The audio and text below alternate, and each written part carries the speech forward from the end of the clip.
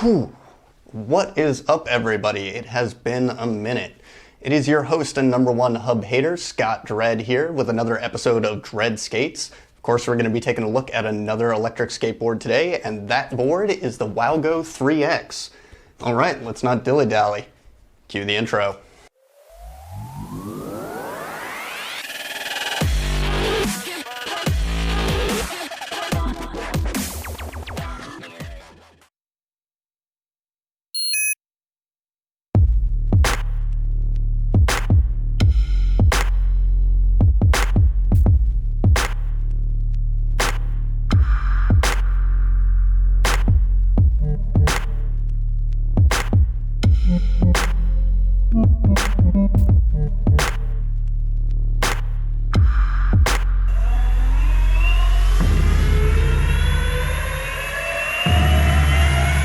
All right, and welcome back.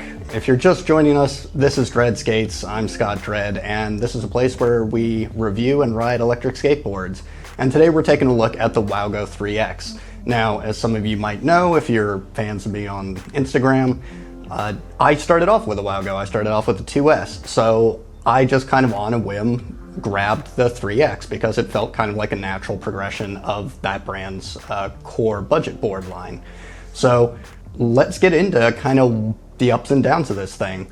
Real quick though, before we get too deep into things, if you like the channel, if you like what you see here, you want to see more of it, don't be afraid to go ahead and hit that subscribe button and turn on notifications to stay up to date on all the latest videos on here.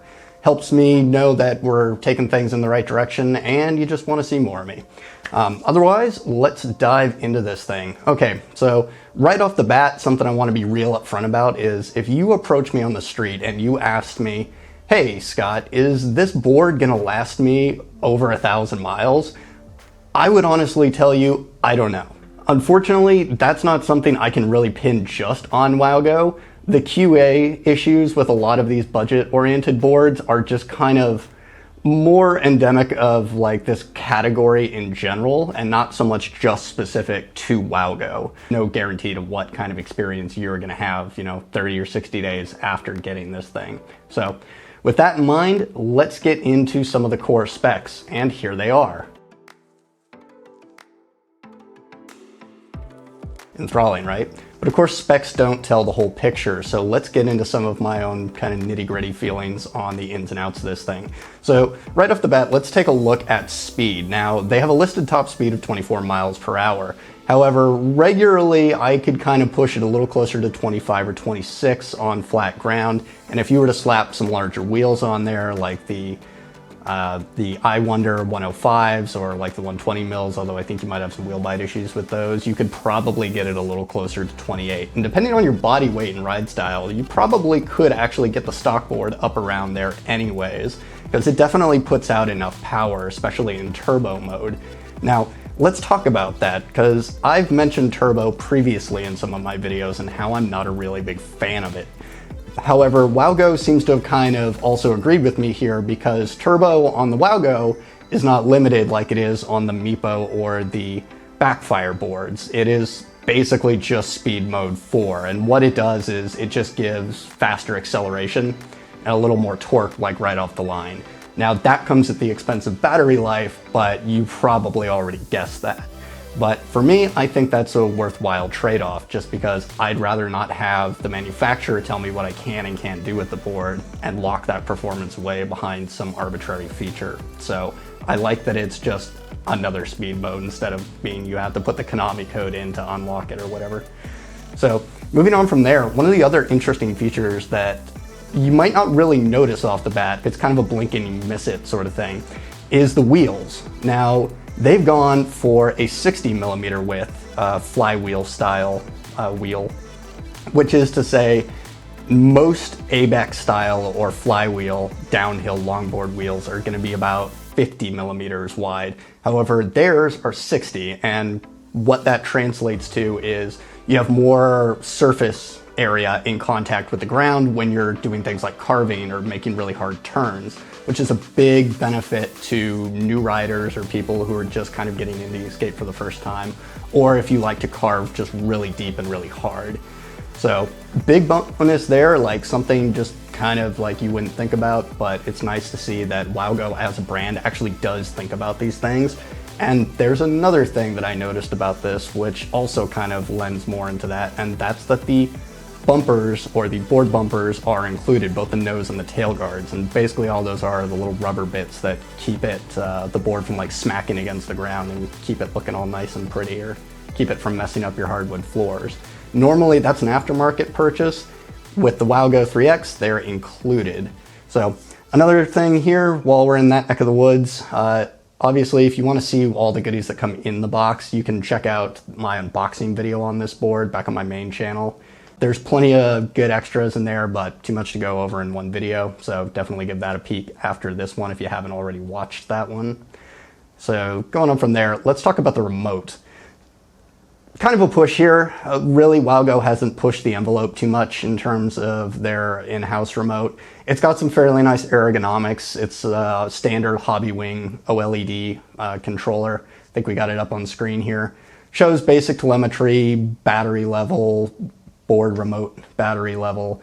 It's got a basic trip counter on it, and you can have it either output in kilometers or miles per hour. One of the more interesting things to note here, though, is that I don't know if the trip counter also switches over to miles or if it's still counting in kilometers. That's something I didn't really look into too deeply, but it's not very obvious right off the bat, so that's kind of meh. The other kind of thing about this remote is, yes, it does have the telemetry on screen. However, that screen, compared to some of the other Hobbywing remotes out there, is fairly small and pretty much unreadable while you're writing. So you're not going to get any really like useful at a glance info off of that. You're basically like, when you're stopped is the only time you're going to be able to take a look at it, which unfortunately is one of the things I noticed, that the remote battery was way too low when I was about a mile out. So I had to turn back and go back and recharge the remote. So going on from there, just overall build quality of this thing. The deck, of course, is a bamboo fiberglass composite. It's fairly flexible, not as flexy as something like a boosted. It's definitely good enough to do the job. I noticed it was significantly more comfortable just kind of riding around than some of the other more budget boards, specifically like the Meepo V3. And part of that is also due to they're also now using the same neoprene permeated grip tape that X-Way is using on the Flex, which helped really kind of balance this out in terms of like road vibration and ride comfort. So moving on from there, let's talk about the trucks, because again, these are interesting.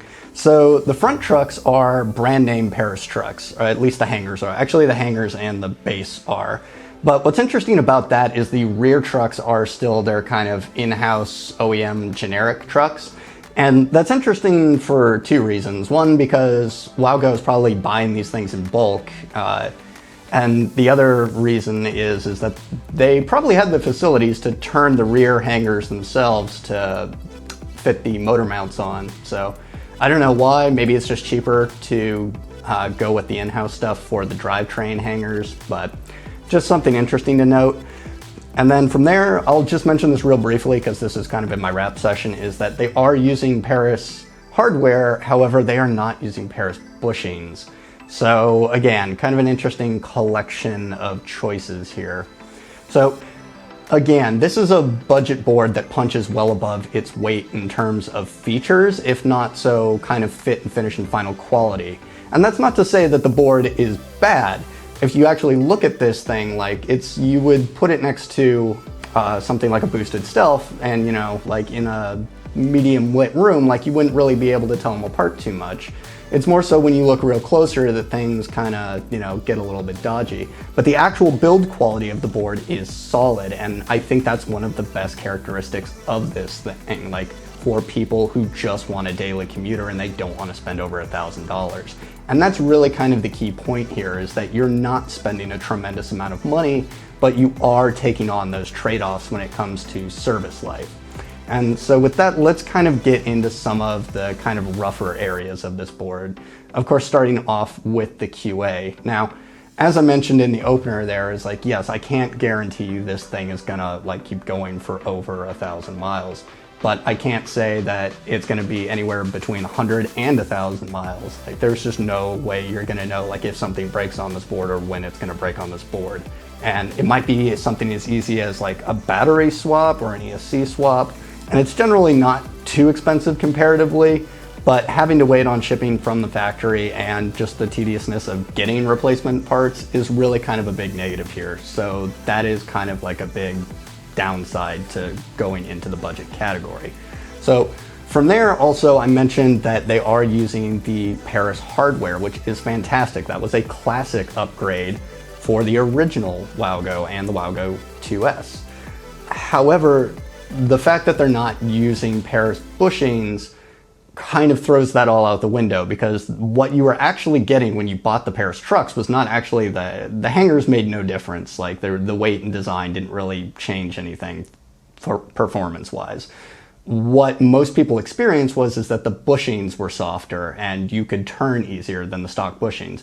Wowgo seems to be using the same stock bushings off of their original boards. Now the old ones were green, these are obviously black.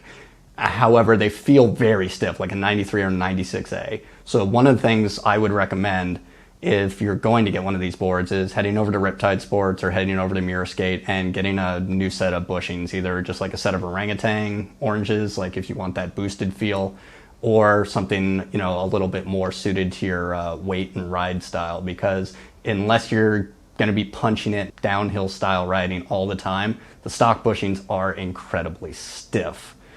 And other than that though, like those are pretty much the two major negatives that I've found with this board. If anything, I would say, hey, Wowgo, that's the easiest thing to fix is, hey, let's get some new bushings in there, like something like an 86. I'm pretty sure that's like like I said, like it's 92 or 93 right now. But overall, a little bit of sweet, a little bit of sour with this board. It doesn't really go too far in either direction, and that's kind of, I think, the healthy balance that they're going for here. You get a lot of board for the price, and speaking of price, it's listed at $749. At the time of making this video, it was down to 640 something, I think. And right now, even like they're running a Black Friday sale for it's like 610 bucks US. And so like you can find this board for, you know, $600 or less, you know, at any given time, depending on what sale they're running. One more thing to keep in mind, if you're looking at this board for yourself or for a gift, and shipping is not fast on this. If you are not in the US and they don't have the US warehouse option, you could be looking at anywhere from like 3 to 6 weeks for this thing just to ship. So do keep that in mind when you're ordering. So well, it could be a huge thing, but again, it's another thing to keep in mind. But overall, I would say I enjoyed this board. I don't think it's my favorite. I think that title still goes to the Flex, but I see a lot of the Flex in this board. So if you wanted to wait for one of the sales and pick this thing up as kind of like a secondary board or like a daily commuter, it's definitely not a bad option. But hey, that's just my thoughts. Let me know what you guys think down in the comments. And if you made it this far, hey, leave a thumbs up and, you know, let me know what you think down there. Or hey, if you think there's something we could be doing better, smash that dislike and leave some constructive feedback. But till next time, Blade Runners, stay safe out there. Peace.